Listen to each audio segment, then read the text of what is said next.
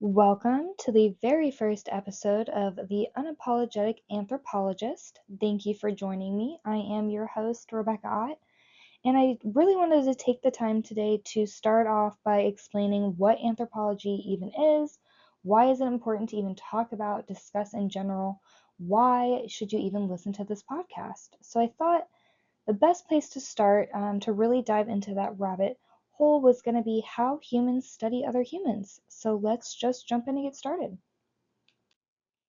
First, I wanted to introduce myself. Of course, my name is Rebecca. I am not yet a certified anthropologist. Let me start off by disclosing that.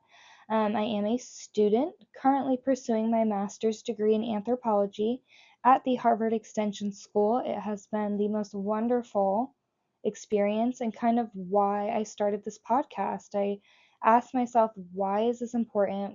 What is my purpose of studying anthropology, and it's really to share this information with others. So I thought the podcast would be the perfect platform to do that and really break down these big scientific theories and anthropological case studies to bite-sized modern platforms that everybody can understand and digest together and create a safe space to have those discussions.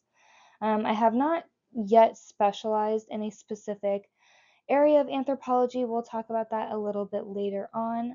I got some really great advice from an anthropologist out of Wisconsin who told me do not specialize too early.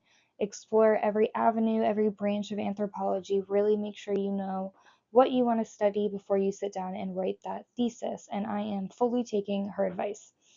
My background a little bit, I am a graduate of the University of South Florida. I have a bachelor's degree in interdisciplinary social sciences with a minor in anthropology. And interdisciplinary simply means we're weaving together other disciplines of the field: sociology, ethics, philosophy, archaeology, you name it. I probably took it in my undergrad. So I am somewhat qualified to be speaking on this platform, but always open for new information. If you have studies that I'm not aware of, if you are a real anthropologist, archaeologist, and you want to dive into topics, or if I say something that's not necessarily correct, please kindly educate me. Reach out to me. Let's have that conversation. Again, this is an open and safe space for us to really stir the pot and have these hard conversations.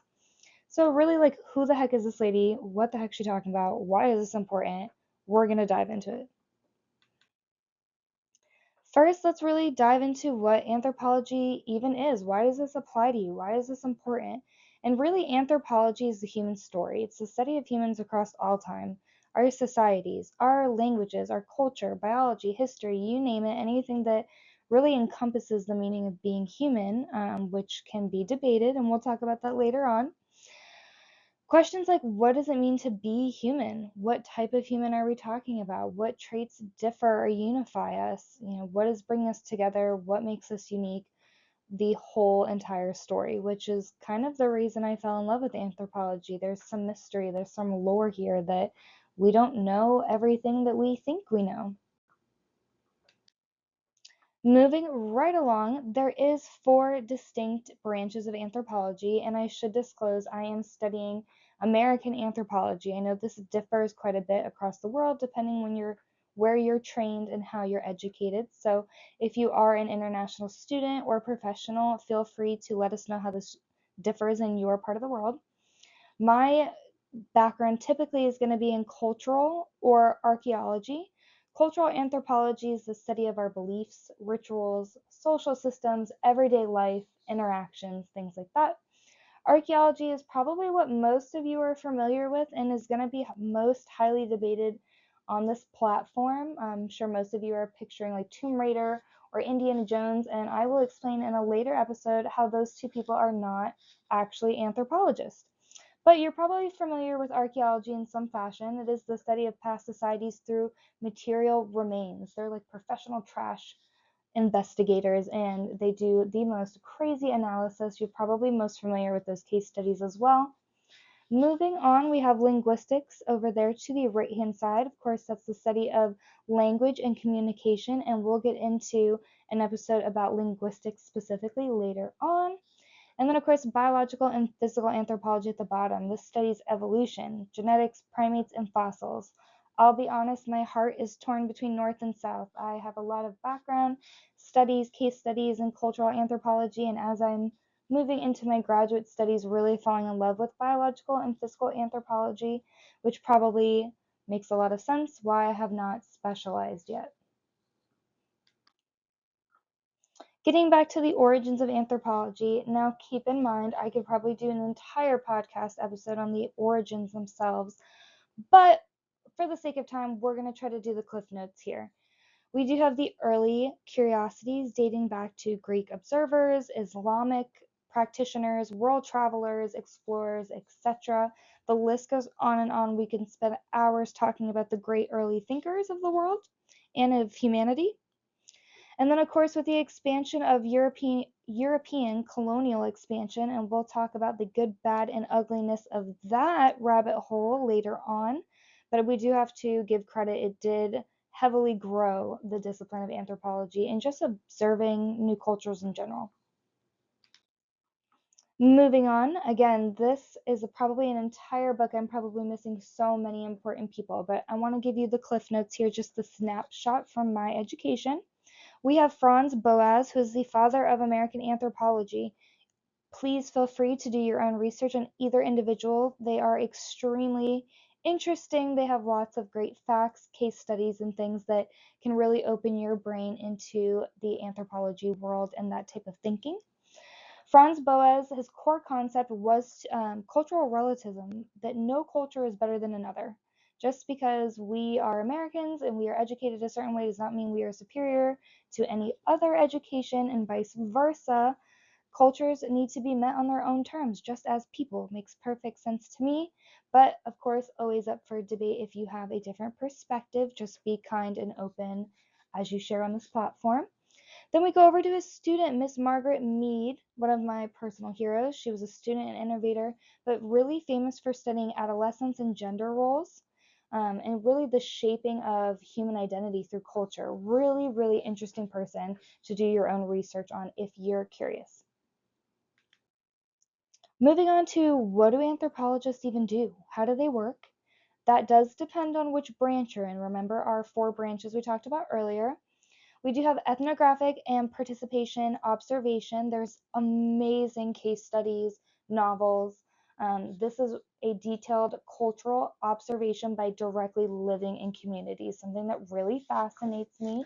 There's actually a novel that I read in undergrad, and it's by Daniel Everett. It's called Don't Sleep, There Are Snakes, and it's an amazing case study of living in the Amazon jungle.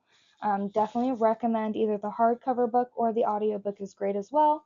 If you get the paperback, there are some wonderful pictures just so you can get a perspective of what that experiment looked like. Interviews, of course, involved excavation if you're dealing in archaeology and excavating some of those material remains. DNA and fossil analysis, that can kind of come up in biological, physical, archaeology, depending on which branch of anthropology you're practicing in and what you're doing.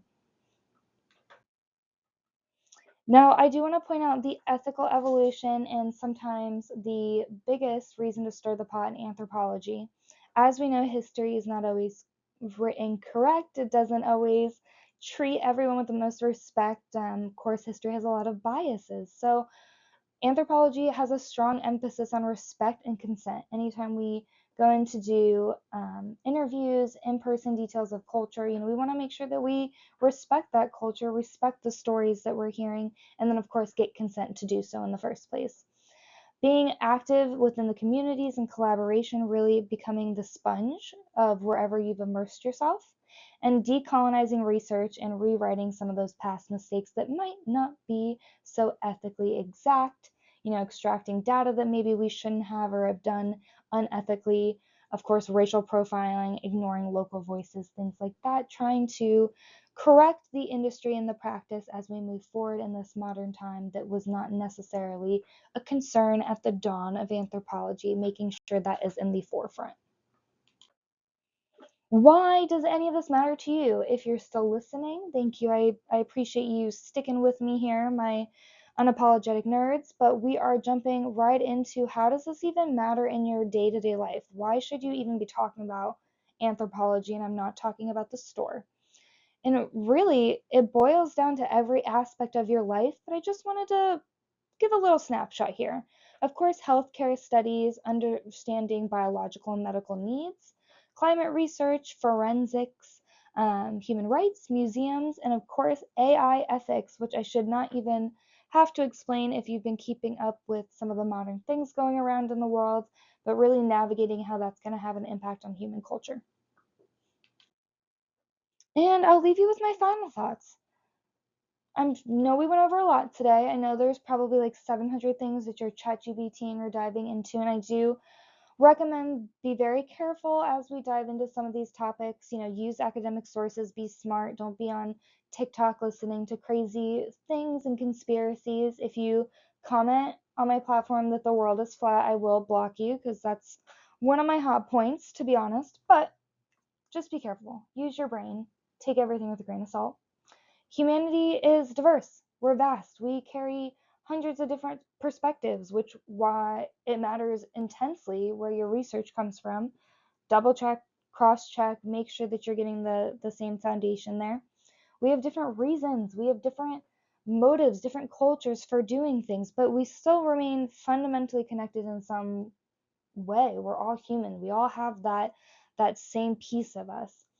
And I wanted to ask kind of a probing question here as we go into the next episode, which definitely keep your eye out for that. We're jumping right in, stirring the pot. I'm coming right for Christopher Columbus. So be excited for that episode because we are going to jump right into some of the hottest anthropological conspiracies out there. But I want to leave you with this thought until we meet again. If an anthropologist or a study was being done on your daily life or our daily life, our society, 1,000 years from now, what do you think they would learn? What information do you think we're leaving behind? That's the whole purpose. Let me know what you think. Don't forget to subscribe, like, share with your friends. Be kind. This is an open scientific space. We are not going to battle it out in the comments section, but we're here to have those collective discussions. That's what connects us. Until next time, stay unapologetic, and I will see you then. Bye.